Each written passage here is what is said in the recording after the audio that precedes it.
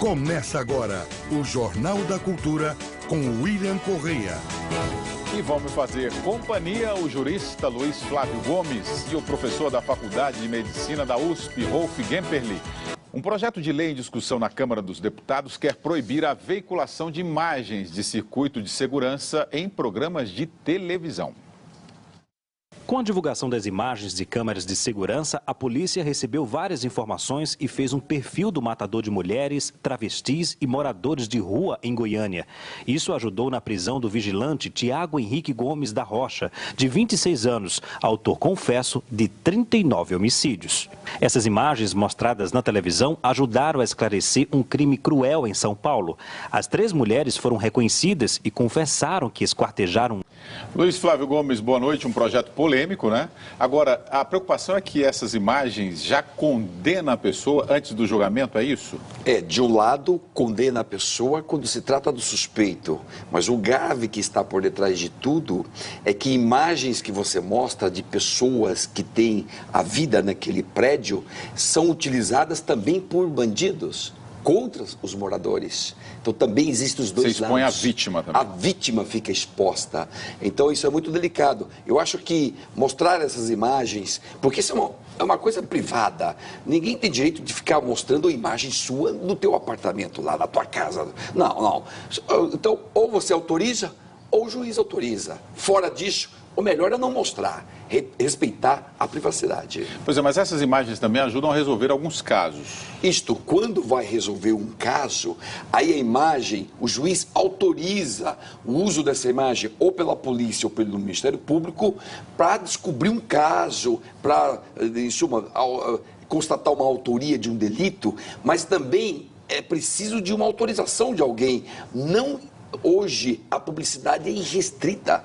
Todo mundo está em todos os lugares. Calma, porque isso daí pode afetar muitas pessoas, inclusive matar pessoas. Rolf Gemperli, boa noite. Boa noite. Na reportagem, uma entrevistada disse que as TVs não têm limites. Você acha isso? Na realidade, o uso da imagem ela serve para uma determinada função específica. Como foi dito pelo Luiz Flávio, você tem a utilização de imagem para esclarecer um crime ou para você solucionar algum problema.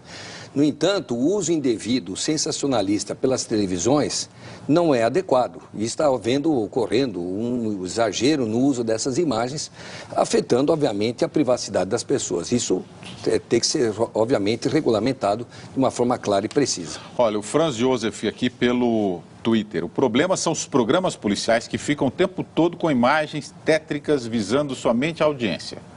Isto é nefasto para a sociedade, é ruim. Em vez de melhorar, piora a nossa convivência. Estimula a violência, muitas vezes, sobretudo criança vendo imagens, ela depois está sugestionada, pode praticar fatos criminosos e também expõe a vida e o corpo de muitas pessoas, que não deve ser exposto. E isso aí deve ser utilizado com muita parcimônia, com muita cautela, porque é a imagem nossa que está em jogo. Rolf, Severino Machado aqui pelo WhatsApp. Proibir essas imagens é defender os bandidos. Não. É o contrário. Ninguém está protegendo o bandido. Você tem a imagem gravada. Se há algum delito, você utiliza sob orientação policial ou orientação judicial, você utiliza essa imagem. Ninguém está protegendo ninguém. Você não pode divulgar de maneira sensacionalista na televisão, porque isso não esclarece absolutamente nada. Agora, o Luiz, hoje as TVs não são obrigadas a pedir às pessoas autorização para usar essas imagens? Essa é uma pergunta do Gabriel P. aqui pelo Twitter. Claro que deveria pedir autorização, mas não pedem mais.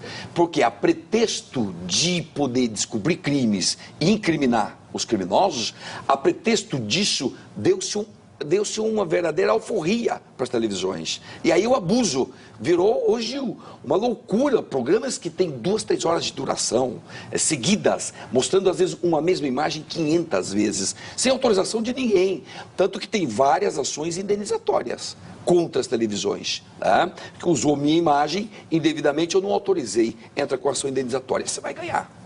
É um assunto polêmico que vai para a discussão no Congresso Nacional. O BAC aqui, só para a gente encerrar esse assunto, as cenas de rua são públicas. Isso. Na minha pequena rua existem mais de 70 câmeras de segurança. Perfeitíssimo. Local público é público, meu caro. Aí não tem conversa. Tudo que você faz na rua está sendo gravado. Sorria, portanto. A OAB quer que o Brasil indenize presos que sofrem maus tratos. Um relatório da Anistia Internacional aponta que o sistema carcerário do país apresenta condições cruéis, desumanas e degradantes. O repórter Rodrigo Piscitelli tem as informações. Boa noite, Rodrigo. Como a OAB decidiu agir, hein? Boa noite, William. Boa noite a todos. A Ordem dos Advogados do Brasil entrou com uma ação no Supremo Tribunal Federal para obrigar o Estado a indenizar financeiramente os presos que sofrem maus tratos. A OAB entende que é dever do Estado pagar pelos danos morais sofridos por esses presos. O Brasil tem a segunda maior população carcerária das Américas, atrás somente dos Estados Unidos. Aqui são cerca de 584 mil detentos. E a OAB espera, com essa ação, que os governos possam investir na reforma e melhoria dos presídios. Veja na reportagem. Denúncias de maus tratos e tortura são comuns nos presídios brasileiros. A Anistia Internacional apontou falhas graves no sistema carcerário do país. Uma delas é a superlotação. Dados oficiais mostram que faltam 237 mil vagas no Brasil. O estado com uma das situações mais graves é o Maranhão. Desde 2007, pelo menos 169 pessoas foram assassinadas nas prisões do estado. A maioria no complexo de Pedrinhas, em São Luís. Só do ano passado foram 60 mortes. Segundo a OAB, a Justiça já reconhece a responsabilidade do Estado em caso de tortura ou morte de um preso. Agora, a entidade quer que os governos respondam também pelas más condições dos presídios e indenizem financeiramente os detentos. A ação se baseia na Constituição e no Código Civil, que responsabilizam União, Estados e o Distrito Federal pelos atos cometidos por seus agentes, o que inclui negligência e omissão. A OAB pede ainda que seja criado um fundo para financiar políticas de ressocialização dos detentos. Atualmente, 40% dos presos do país aguardam julgamento, segundo a Comissão Interamericana de Direitos Humanos. Está Luiz Flávio Gomes. Luiz, mais um outro tema polêmico aí, né? Porque aí está a relação com o preso que a sociedade quer punir, mas também essa pessoa tem os direitos que têm que ser resguardados. Hoje as cadeias são superlotadas, então já começa inicialmente, você colocou um preso dentro do presídio, o governo vai ter que indenizar. Isso, a sociedade brasileira está muito assustada e vive hoje num caos de violência por tudo quanto é canto. Aliás, não de hoje, desde a década de 80. Para a população, preso vai para a cadeia para ser morto. É o mínimo que ela espera é que ele seja morto, massacrado, torturado, exterminado. Mas não é isso que diz a lei. A população quer isto, mas ela deveria, para conseguir isso, alterar todas as leis. Mas estas leis não podem ser modificadas, porque versam sobre respeito aos direitos. Então, dou alguns dados para a população que tem que se pensar. 51% dos presos hoje do sistema não cometeram crimes violentos. Se você não comete um crime violento, o lugar teu não é dentro de cadeia. Cadeia é para segurar o violento. Nós temos medo do violento, eu não quero conviver com gente violenta. 51% está lá dentro sem nenhum tipo de violência. Então aí começa superlotação, déficit de vagas. Depois, 40% dos que estão lá dentro hoje não tem sentença. Não tem sentença. Ele é preso antecipadamente, não tem sentença e desses 40%, 30% é absolvido no final. Então você fica lá dentro, você tem contato com todo o crime organizado lá dentro, o crime organizado toma conta de você e te fiscaliza depois fora, e 30% que está lá dentro é absolvido no final, ou é aplicado para ele uma pena que não é a de prisão. Então a pergunta, por que ele ficou dentro da prisão nesse tempo? E o grave, o Estado não respeita nada do que está nas leis. O Estado não cumpre nada do que está nas leis dentro dos presídios. É um território, presídio é um território que não entra o Estado de Direito. E por fim, outra observação aqui importante no tema, os juízes, está tudo na barba deles. Eles vão lá, não tomam nenhuma providência, o Ministério Público não fiscaliza coisa nenhuma, porque os juízes são negligentes nesse ponto. É uma negligência total. Os ministros do Supremo falam isso toda hora. Os juízes não fiscalizam. Se fiscalizam, fecham os olhos para essa realidade. Porque eles tinham que fechar muitos presídios. Tinham que fechar muitos presídios que não têm a mínima condição, até o risco para nós da sociedade, que o povo em qualquer momento sai, quebra tudo e vai embora, porque não tem segurança, muitos presídios. Então, é o que há de pior, talvez, no Brasil, saúde sem médico e presídios, essa situação que está aqui. Robson, pelo WhatsApp. Quem vai indenizar o cidadão que foi lesado por aquele preso? Aqui no Facebook, o Rubem Bareiro. Então, deveriam também indenizar as pessoas que foram vítimas da violência? Também. Deveria, porque está no artigo 245 da Constituição, que tem que criar um fundo no Brasil em favor das vítimas do crime. E o Estado não cumpre seus deveres, está na Constituição, já está lá escrito, e ele não cumpre o que está escrito. Tinha que ter um fundo de apoio às vítimas do crime, tem que ter, tem que ter. Então as coisas erradas todas, não importa quem está sofrendo, não vamos levar em conta isso. Se é a vítima que está sofrendo, tem que corrigir. Se é um preso que está sendo maltratado, tem que corrigir, porque a civilização não aceita maus tratos a ninguém, nem a vítima, nem a quem está recolhido. Rolf, o Luz Mais Luz aqui pelo Twitter. Punir ou ressocializar? Os dois. O indivíduo, ele é punido, ele cumpre por aquilo que ele cometeu. No entanto, ele tem que ser ressocializado. A realidade brasileira hoje, 80% dos indivíduos que saem dos presídios brasileiros, eles se tornam reincidentes. Esse é um dado. Então, como o Luiz Flávio falou, tem que separar o joio do trigo. Os indivíduos que cometem um crime leve, roubam uma galinha, roubam uma margarina no supermercado, deviam ir um tipo de presídio, isso, com ressocialização. O indivíduo que realiza 20 estupros ou um serial killer, matador, multimatador, esse deve ir para um outro tipo de presídio. Quer dizer, você tem que separar as coisas. O menor infrator, ele vai para um determinado local. Então, você tem que separar. Aí sim, você tem que punir e ressocializar. Mas aí as cadeias brasileiras não ressocializam o preso. Eles saem piores do que entraram. De modo algum. As cadeias brasileiras pioram o sujeito. Mas não só piora em termos de condições físicas, é que ali manda o crime organizado. Você fica subordinado a partir dali pelo crime organizado e tua família que está fora está ameaçada em todo momento. Se você não fizer isto, não fizer aquilo, eu mato tua família. Ou seja, nós estamos entregando muitos jovens, 51% sem violência, são jovens na mão do crime organizado. Aí está o erro. E fora, na rua, está cheio de violento que fica na rua. Então, é uma incongruência brutal você deixar um não violento lá dentro e um violento aqui fora. Bota o violento lá dentro e tira de dentro quem não é violento. Luciano Ribeiro pelo Facebook. Na Suécia, essas comparações eu sei que você gosta. Na Suécia, 4 presídios foram fechados e no Brasil precisamos de criar 40. 40 é a conta que ele está fazendo, só computando 1.000, 2.000 para cada presídio, porque, na verdade, são 300 mil vagas que estão faltando. Se cada presídio tem 1.000, faltam 300 penitenciárias. Suécia fechou 4 e Holanda agora fechou 8. Holanda agora está fazendo uma coisa que é impensável no Brasil, está alugando vagas para os países europeus para colocar preso lá. Está alugando vaga. Você vê, por quê? Arrumou o país, não tem essa miséria desgraçada, o povo trabalha, o povo tem estudo, então para que cometer crime? Poxa, eu ganho bem, se eu estudei, estou estudando meu filho, para que eu vou cometer crime? Né? Mas não é a nossa situação. Nós, no Brasil, caos, gente, é o caos. A Polícia Federal abriu inquérito para investigar a denúncia de negociação entre o subsecretário de Justiça do Estado do Amazonas e traficantes presos. Numa gravação, os detentos garantem 100 mil votos ao governador José Melo, candidato à reeleição, em troca de promessa de ninguém mexer com os criminosos. Foi feita no complexo penitenciário Anísio Jobim, a maior unidade prisional do Amazonas e revelada pelo site da revista Veja. A conversa é entre o subsecretário de Justiça e Direitos Humanos do Amazonas, Major Caliomar Brandão, e José Roberto Fernandes Barbosa, um dos principais traficantes de drogas do estado. Eles estariam negociando o apoio da facção à reeleição de José Melo, do PROS, que disputa o governo do estado com Eduardo Braga, do PMDB. No áudio, o traficante diz que vai mandar presos e pessoas fora da cadeia votarem no governador. A gente apoiar o Melo, entendeu?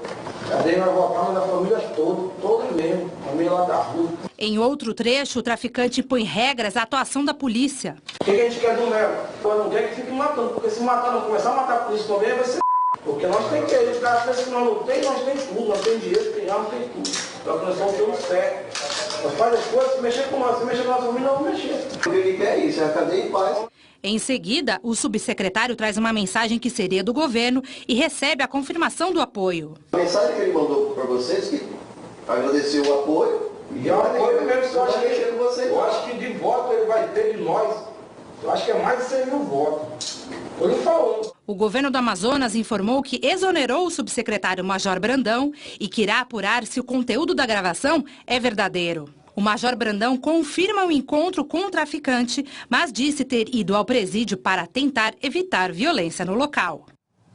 Luiz, isso é uma denúncia, tem que ter muito cuidado nesse momento pré-eleitoral, né? Isso. Ele é candidato. Claro, ele está indo para a reeleição dele, o José Melo, e disputando com um senador que é forte no estado, já foi governador do estado, que é o Eduardo Braga. Então, muito cuidado, porque isso pode ser plantado. Pode ser plantado. Agora, a parte do lado político, William, a verdade é que, pelo menos no fundo, retrata uma coisa certa. O crime organizado tomou conta dos presídios no Brasil. Isso é certo. Isso é certo. Independente se esse fato é verdadeiro ou falso. O crime organizado tomou conta de tudo. Tem uma tese de doutoramento na USP, da professora Camila, que traz dados de uma pesquisa de 5 anos dentro dos presídios. Comprovadíssimo. O crime organizado toma conta de tudo. De dentro, eles mandam cometer 1000 crimes fora. O Supremo Tribunal Federal condenou o deputado federal pelo PCdoB de São Paulo, Protógenes Queiroz, por vazar informações sigilosas durante a Operação Satyagraha. Na operação, em 2008, foram presos o banqueiro Daniel Dantas e o ex-prefeito de São Paulo, Celso Pitta, acusados de desvio de verba pública. Protógenes deve perder o restante do mandato, que termina no dia 31 de janeiro e também ficará inelegível. Ele pode recorrer da decisão. O Brasil é um dos países com o maior número de ameaças e violência contra professores. 84 milhões de reais são injetados na qualificação dos profissionais. O salário de um professor americano de ensino médio é de $4.600, cerca de R$11 mil. No Brasil, eles ganham em média R$2 mil, o terceiro pior salário do mundo. Só perde para a Indonésia e Peru. O Brasil também é campeão em violência nas escolas. 12,5% dos professores recebem pelo menos uma vez por semana agressões verbais ou intimidação dos alunos. 4 vezes mais que a média dos países ricos e em desenvolvimento, que é de 3%, segundo a OCDE, que analisou 34 nações. Rolf, interessante isso, né? Você trabalha o professor e também o aluno, né? Você tem que treinar o professor para ele até controlar um indivíduo ou o aluno que de repente descompensa. Quer dizer, você não pode entrar na pilha do aluno e fazer com que isso se torne mais acentuada a violência. A violência se torne mais acentuada. Na realidade, o que existe é um programa nos Estados Unidos, que é hoje, por exemplo, as escolas de ensino médio têm até na porta da entrada um detector de metais. Que alguns alunos entravam com facas, com armas, porque isso, nos Estados Unidos, você compra uma arma com muita facilidade. Então, para evitar isso, o professor tem que ser orientado, tem que ser treinado para controlar uma situação. E identificar através de assistentes sociais que vão à casa do aluno, ver como é que é a situação dentro da casa. Se existe conflito entre marido e mulher, pai e mãe, enfim, ou existe um conflito econômico, de repente, a criança, e a criança, de repente, ela estoura dentro da sala de aula. Então, tudo isso tem que ser muito bem planejado. E o que a gente percebe é que no nosso país, isso aí está se tornando uma coisa muito frequente. Existem algumas escolas de ensino fundamental e de ensino médio que a professora não quer mais ir. Ela acaba se descompensando, ela pede licença e não aparece mais. Esse é um problema muito sério. Luiz, Maicon Kovacic, como sem punir, colocar na cabeça dos alunos a disciplina? Poxa, é ética. Trabalhar ética, educação, dar uma perspectiva de futuro para essa criança. O problema é que hoje, no Brasil, o nosso ensino é extremamente precário e 3/4 da população são analfabetos funcionais. Então, é complicadíssima a situação do Brasil. Chegamos a um extremo de de uma organização social que está desmoronando, está nitidamente desmoronando. Agora, pior, William, não é isso. O meu artigo de hoje, que eu escrevi hoje, e que vou publicar amanhã, todos os dias eu publico um artigo no meu Face, é o seguinte: também somos campeões mundiais, não só na violência de professor, também violência em estádios, ou vinculado ao futebol. Porque às vezes a violência nem é dentro do estádio. Esse garoto que morreu aqui do Palmeiras, morreu lá na Via Anchieta, mas está ligado ao futebol. 250 mortes por ano. 250 mortes nos últimos 25 anos no Brasil, campeão mundial. Nós passamos a Argentina, que era o mais violento, e passamos a Itália, que era o segundo mais violento. Hoje, Brasil, Argentina e Itália. Ou seja, a violência está tomando conta do brasileiro. E agora o tamanho do problema é muito grande. É muito grande. A Embraer e o comando da aeronáutica apresentaram o primeiro protótipo do maior avião já desenvolvido e produzido no Brasil. Vai fazer o seu primeiro voo até o final deste ano. A construção da aeronave em solo nacional representa uma estratégia de defesa para o país, além de ganhos na economia. Chile, Colômbia, Portugal, República Tcheca e Argentina já demonstraram interesse em comprar o KC-390. Enquanto o KC-390 era apresentado, cerca de 7 mil funcionários da Embraer iniciaram uma greve de 24 horas na sede da empresa em São José dos Campos. Os trabalhadores reivindicam um reajuste de 10% nos salários. A Embraer ofereceu 6,6%.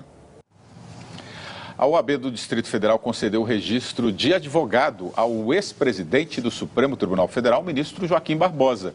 Com a carteira, Barbosa poderá exercer a profissão e produzir pareceres jurídicos para processos. Durante o período em que Barbosa foi presidente do Supremo, ele teve embates com defensores de réus do mensalão. O presidente da OAB do Distrito Federal chegou a afirmar que Barbosa não tem apreço pela categoria. Doleiro Alberto Youssef é absolvido da acusação de lavagem de dinheiro do tráfico de drogas. Outros 3 envolvidos foram condenados. F é a primeira aberta a partir das investigações da Operação Lava Jato. Outras 3 pessoas acusadas de envolvimento no esquema foram presas. A Operação Lava Jato investiga a lavagem de 10 bilhões de reais. O doleiro e o ex-diretor da Petrobras, Paulo Roberto Costa, acusados de comandar os desvios, fizeram acordo de delação premiada. Eles denunciaram parlamentares, agentes públicos e as maiores empreiteiras do país no esquema fraudulento. Luiz, explica pra gente melhor. O Alberto Youssef, ele só foi liberado dessa condenação da relação com o tráfico de drogas, né? Perfeito, perfeito. Ele tem incontáveis acusações contra ele, muita lavagem de dinheiro, muita evasão de divisas, portanto dinheiro fora do Brasil. Porém, este caso concreto não tinha provas. O próprio Ministério Público pediu absolvição. Aqui não tem provas de que ele fez este tráfico. Ele pode ter participado de outros tráficos.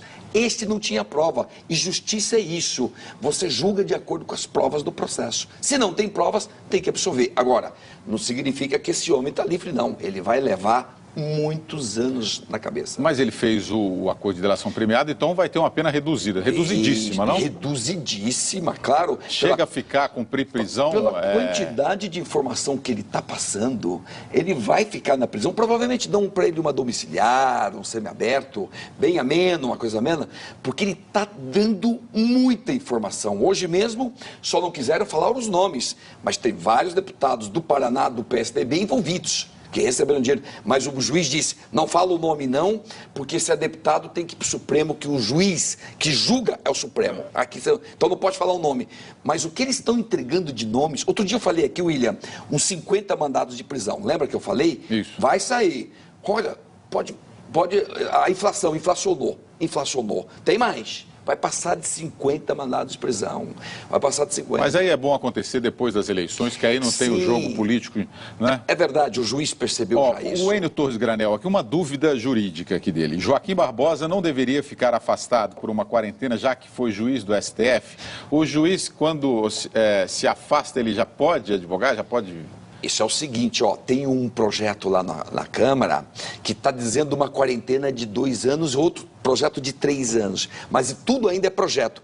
Na lei vigente não há nenhum tipo de quarentena, o que é um erro, o que é uma injustiça, porque você como juiz, você tem muita influência perante seus ex-colegas.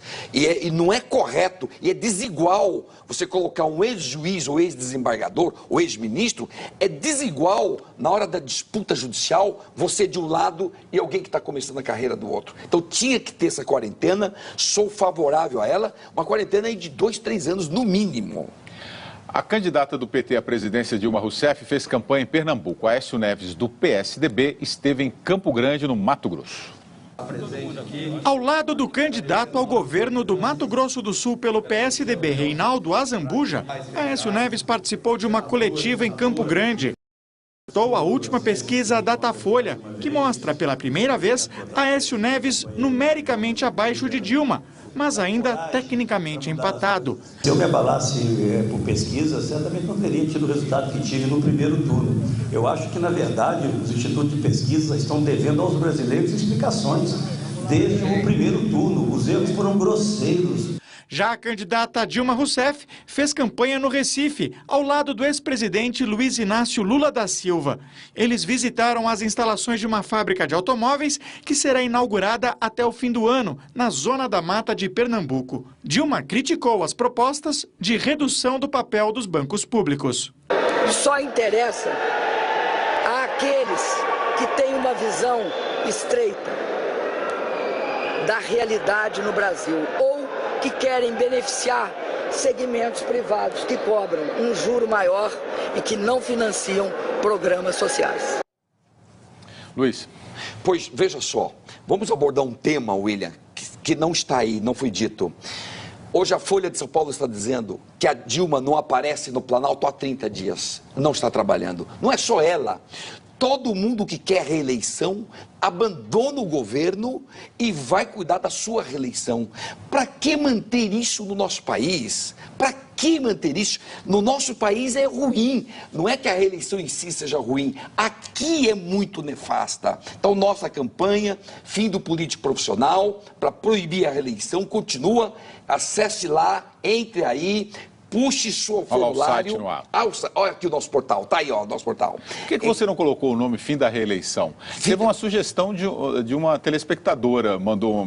William, fala pro Luiz o nome, fim da reeleição. Fim da reeleição, nós temos trabalhado fim do político profissional.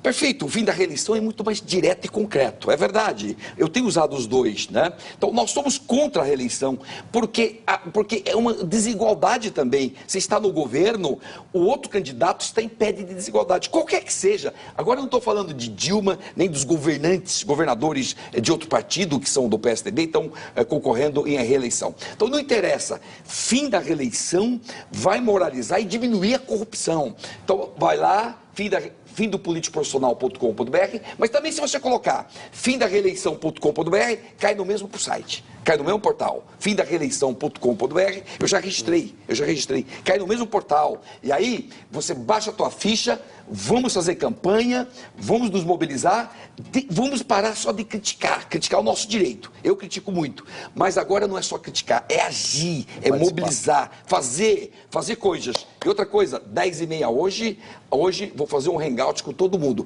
Quem entrar às 10h30, vamos bater um papo direto para tirar dúvidas. Mônica Bertolucci, ela está direcionando para mim aqui, que a gente sugeriu fazer uma campanha aqui pela reforma política, né? Que também esbarra nessa questão da reeleição, né? Na verdade, nós não lançamos ainda, Mônica, porque nós estamos vendo como vamos fazer isso aqui para a gente tratar todas as questões relacionadas à reforma política, que são imensas questões, né? Tem várias, né? Imensas, no mínimo voto distrital, 50 pontos, financiamento público de campanha. Financiamento público, as coligações. Por causa das coligações, William, olha só, um deputado em São Paulo teve 106 mil votos, não foi para a Câmara, não foi eleito. E o sujeito com 22 mil votos no partido do muçulmano está eleito. Como é que um de 22 mil vai para a Câmara? Como é que um cara de 106 mil não vai? São as coligações, absurdas coligações. Tem que acabar com um monte de coisa. Apoiado, Rolf? Com certeza. Eu acho que, quer dizer, eu sou de acordo com o que o Luiz Flávio está dizendo. O poder público que está vigente, ele se aproveita do fato de ter a máquina pública em sua mão e ele utiliza isso de uma forma violenta. Quer dizer, ele utiliza em todos os aspectos. Quer dizer, ninguém trabalha durante um período, não é só de um mês, não. É, verdade. O governo federal para 3, 4 meses antes da eleição, para-se tudo e se foca exatamente na reeleição, no caso em questão, na reeleição, porque assim, é a manutenção do poder a qualquer custo. Maquiavel. É Maquiavel. Se você estuda Maquiavel, está escrito lá no livro do Maquiavel. Do Pequeno Príncipe. E não importa se é PT que está no governo, interessa o partido, se é PSDB, não interessa o todos partido. os partidos. Os partidos agem da mesma forma. Obviamente que uns agem de uma forma mais intensa, outros agem de forma menos intensa. Exato. A gente não vai ficar aqui citando partidos em particular. Mas que é um fato, que não se governa, não se trabalha 3, 4 meses antes da eleição, é um absurdo. O país para. Aliás, o país está parado. A enfermeira sobre o assunto fim da reeleição, Marcelo Martins aqui pelo Twitter. Por que o Legislativo mereceria se reeleger uma vez e o Executivo não? Fundamentalmente, é em virtude do uso da máquina pública. O Executivo usa a máquina pública. Nós não queremos que isso aconteça porque é ruim para o município ou para o governo, para o Estado ou para a União, para o Brasil. Pois bem, o parlamentar, ele também tem certo privilégio ali, ele é favorecido numa reeleição, porém, ele não usa a máquina pública. Agora, de qualquer maneira, nossa ideia é só uma ideia. Eu, no fundo, eu fui mais radical. É que nós lançamos num movimento grande e eu fui perdedor, eu fui vencido. Porque, na minha opinião, era 1-1. Mas no grupo total que nós lançamos, sobretudo com o movimento de combate à corrupção eleitoral, tem um grupo muito grande. Aí deliberou-se flexibilizar um pouco. Eu não teria flexibilizado. Para mim é 1 e acabou. Mas e síntese, vamos botar a proposta na pauta. O importante é que isso tem que entrar na reforma política. Então, só para fechar o assunto, as pessoas estão pedindo aqui pelo WhatsApp para você explicar de novo como é que entra lá no... Como é que é? Findopoliticoprofissional.com.br, entra lá, baixa o formulário e já começa a coletar assinaturas. 2.550 pessoas hoje, William, estão coletando assinaturas em todo o país. E eu lancei ontem o ranking das cidades. Já está ranqueando as cidades. Não vamos começar a colocar toda cidade, sua cidade não pode ficar fora do ranking. Baixa, começa a coletar assinatura. findopoliticoprofissional.com.br. Só um comentário do Luiz Flávio, aliás, isso aí é uma proposta do Luiz Flávio, que aliás é extremamente positiva. Fim do político profissional. Temos que acabar achando que ser político é uma profissão. Isso nós temos que acabar, Luiz Flávio, de uma vez por todas. Esse é um movimento que você encampou, você está liderando esse movimento. Eu acho extremamente interessante e é bom para o país. Nós temos que acabar com a corrupção nesse país, nós temos que acabar com o político profissional e moralizar o que está aí e o que está causando os males para esse país. Corretamente, Ralf. A Bolsa de Valores fechou em queda de 3,44% hoje, o pior pregão desde 5 de julho. As ações de empresas estatais como a Petrobras e a Eletrobras também puxaram a queda. E o dólar operou em alta, fechou o dia cotado a R$ 2,47. O maior valor desde 2 de outubro. É sempre assim, né? Sai a pesquisa Dilma lá na frente, dólar alta, bolsas caem. Isso daí já virou tradição no nosso país. E não é de hoje, não, há muito tempo. É que as pessoas que têm dinheiro, elas querem determinado alvo, determinado objetivo. Se não é o que elas querem, elas tiram o dinheiro e vão embora. O povo que tem dinheiro é um povo, às vezes, muito cruel, às vezes. Para encerrar o jornal, um registro aqui do Facebook, ainda sobre a questão da reforma política, viu, Luiz? Temos que acabar com o suplente, uma vez que os escolhidos são pessoas de dinheiro e desconhecido do eleitor. Isso. Aí ele cita que o suplente deveria ser substituído por deputado mais votado, mas aí não pode, né? Que o deputado, o senador é representante do Estado, né? Não, uma boa saída seria sim o segundo mais votado no Estado. Seria uma boa saída. Agora dou números, a coisa é grave. Hoje tem 18 suplentes em exercício, 2 novos já ganharam, porque 2 senadores foram eleitos governador, e 8 agora, domingo, estão em jogo. Pode ser que nós vamos, 8 com 2, 10, com 28 senadores biônicos. Como pode um negócio desse? Isso é uma das coisas mais vergonhosas que existe aí no campo da política. Vamos acabar com esse negócio, William. Então, fim do político profissional. E nós vamos fazer aqui um debate sobre a reforma política, não vamos? Vamos sim, só vamos organizar para ver como faremos isso. Boa noite, obrigado. pela boa participação. Noite a todos. Luiz Flávio Gomes, boa noite, obrigado pela participação e pelos esclarecimentos. Ok, muito obrigado, William. Boa noite, nossos telespectadores.